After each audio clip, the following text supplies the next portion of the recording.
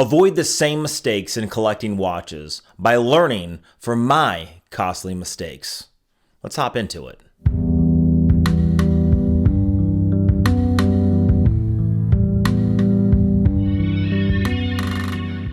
Welcome back to the channel. I'm Chase, and this is All Things Random, mostly affordable watch reviews, some luxury watches sprinkled in, along with some random stuff like my flamethrowers and dive videos. Anyway, today we are talking about my costly mistakes that I have made while collecting watches. I'm going to show you some of the watches that I have regretted buying and the mistakes that I've made I want you to avoid in the future. Now, what are some of these things that I fell into? Well, FOMO, for instance, or fear of missing out, is one of the things that I fall into even today, or the perceived perception that I need something so that everybody else perceives me a specific way. Now, we're going to hop into each one of these mistakes that I've made, and hopefully, while collecting watches at the very end of the video, you'll understand why it doesn't matter what you have on your wrist as long as you love it. Now, first mistake that I made is thinking that Rolex is going to solve everything. Yes, this is a slight jab at Rolex because everybody thinks they need a Rolex on the wrist. I've said over and over again on this channel that Rolex is a mediocre watch, but their branding is above everybody else. Because of their branding, people think they fall into the hype that they need to get the watch. And really what people do is they tend to buy watches because they're trying to fill something, or like a gap or a hole, and they're trying to fill it with their purchase. By that I mean the perception that buying this watch, buying this Rolex Submariner means that I'm successful. Don't touch the watch. Buying this Daytona means that I've made it.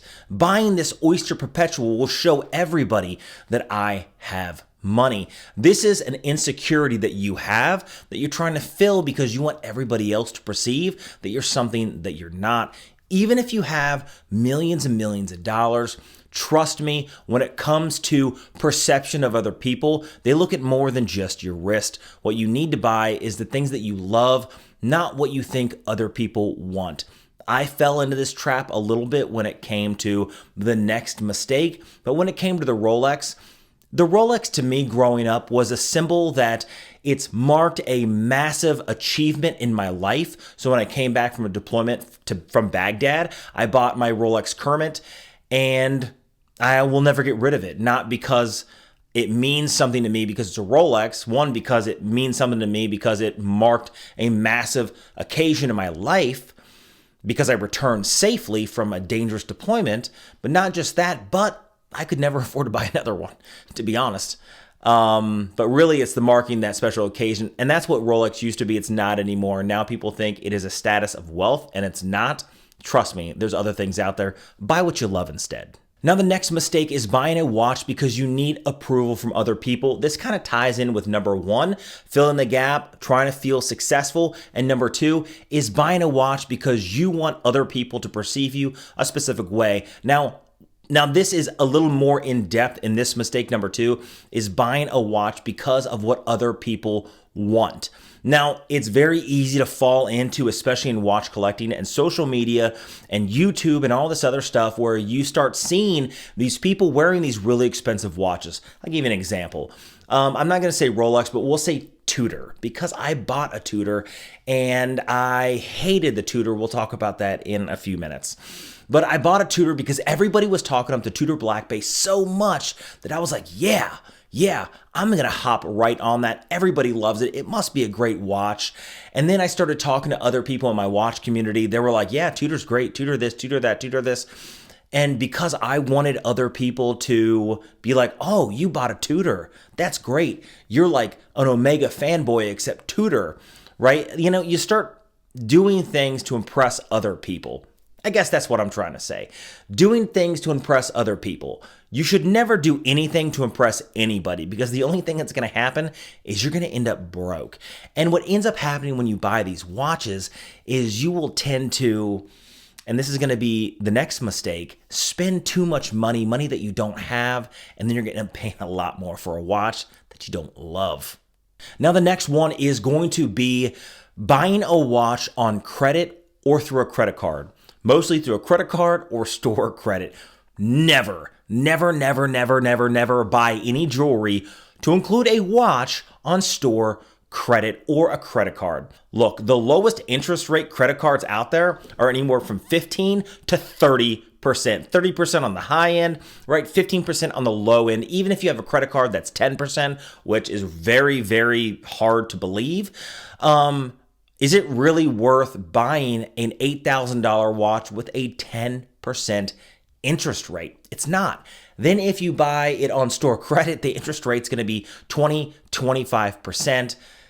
So now you're paying for a $5,000 Tudor or a $8,000 Cartier that loses its value, or even an $8,000 Rolex, right? If you spend $8,000 on this Rolex and then you pay an extra 25% on top of that, because if you can't walk in, if you don't have enough diligence to save the money and walk in with cash and buy a watch outright. Now, we're not talking about Rolex at this point because clearly you can't just walk in and buy a Rolex. But if I were to walk into Omega and I want an Omega Speedmaster, $6,000, and I walk in with $6,000, I lay it down on the table, I buy my watch, great. If I walk into an Omega authorized dealer and I have nothing in my pocket, I have $100 in my bank account, and I walk in, and this happens all the time. Everybody who's watching this probably can understand exactly what I'm saying. You walk into the authorized dealer, you got $100, maybe $1,000 in your bank account, not enough for the Omega, and then you say, you know what, I really like this.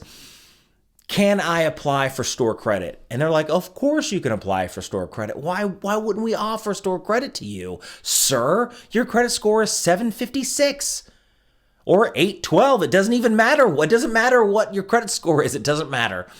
You're going to end up getting a 20% store credit. Then you're going to end up paying $250 a month for the next 36 months because you're never going to think to go in and pay it off quickly. You're only going to make the minimum monthly payments. Then you're going to end up paying $9,000 and your $6,000 watch. It happens all the time, and you just got raked over the coals for $3,000 because you didn't do the due diligence to save. Never buy anything on credit, and I am guilty of that. I am guilty of it.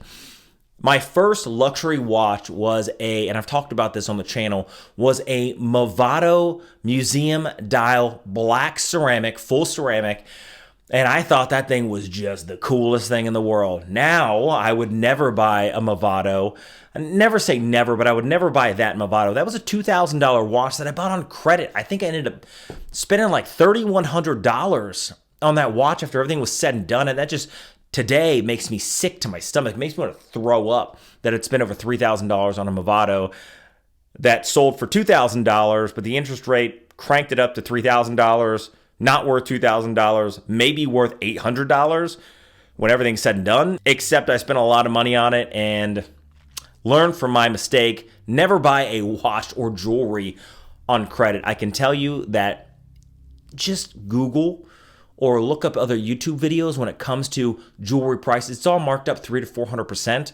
So do you really want to be the schmo who is not paying not just the 400%, not asking for a discount? You can go into almost any jewelry place and ask for a discount, right? They can all give you a discount, a 20, 30% discount, but instead of getting the 20, 30% discount and paying in cash, you're paying an additional 20 to 30% on top of their already high markup, so you're the fool. Egg on your face. Don't do it. Now we're going to circle around to that Tudor, right? That Tudor Black Bay 58 and that FOMO, that fear of missing out. That's what a lot of people have, to include myself today. Even my fiance has fear of missing out, and I have to reel her back in sometimes because I'm like, look, it'll be there or it won't, and we'll find it somewhere else. She has got the itch. She's got the addiction of watch collecting, and she's bought 3 Bomber Merciers in the last month. They're all used, which is great, but she's bought 3. We're going to go over a luxury watch collection in a future video in just a few weeks.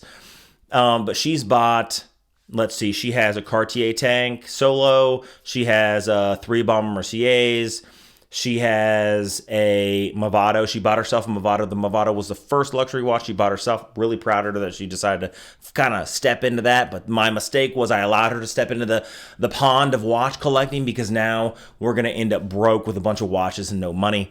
All that being said, the Tudor Black Bay story. So I Really love the Tudor Black Bay. When this specific Black Bay came out, this was like 5 years ago, before I started making YouTube videos, I was like, oh man, like this Tudor is awesome. I love the Tudor, love the Tudor, love the Tudor. Saw it everywhere, right? I had my Rolex. I had 2 Rolexes at the time. I had my Kermit, my Hulk, got rid of the Hulk, but I had my Kermit, my Hulk, and I was like, you know what? I can't really afford any of the expensive watches, but the Tudor is a great tool watch. That's what I hear. It's a great tool watch. It's a great watch. You watch videos on it, like this video, and you go out there and you spend a bunch of money. Now, what I ended up doing, because there was a sale, there was a gray market dealer, and I was like, boom, I'm going to miss out, so I bought it on credit.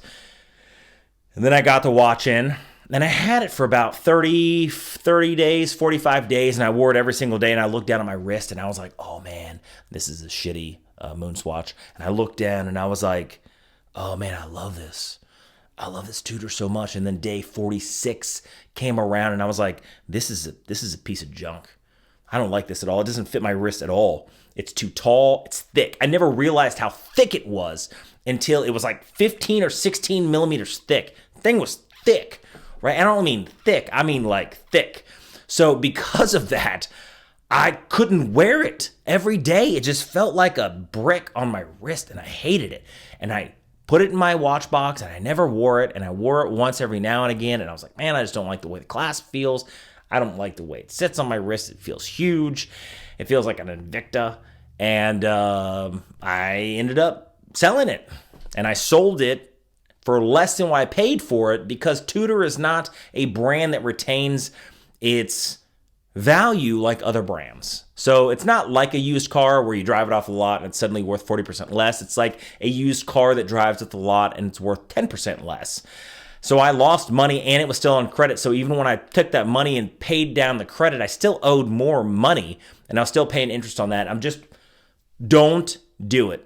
Don't worry about what's out there. It'll be out there in the future. That's the one thing that I've learned for years and years and years and years of watch collecting is even if there's a great deal now, there's going to be a great deal later. So better to save the money now and wait for the better deal in the future. Even if you miss out, guess what? There's another watch around the corner. Right? There's plenty of watches out there. It's not going to be this one. And also go into an authorized dealer first and put it on your wrist before you spend thousands of dollars, because you may not like it. And even if you go into an authorized dealer and put it on your wrist, you may still fall into that honeymoon phase and then fall quickly out of love just as fast as you fell in love. So always be careful. If you like this video, hit the subscribe button. It doesn't cost you anything. It really does help the channel. Hit the like button. Let's push that algorithm and hit that notification bell, because I have videos coming out every day to every other day until the end of the year. Also, 15,000 subscribers to PRX Powermatic 80 giveaway to one of my subscribers. And I'll see you guys in the next one.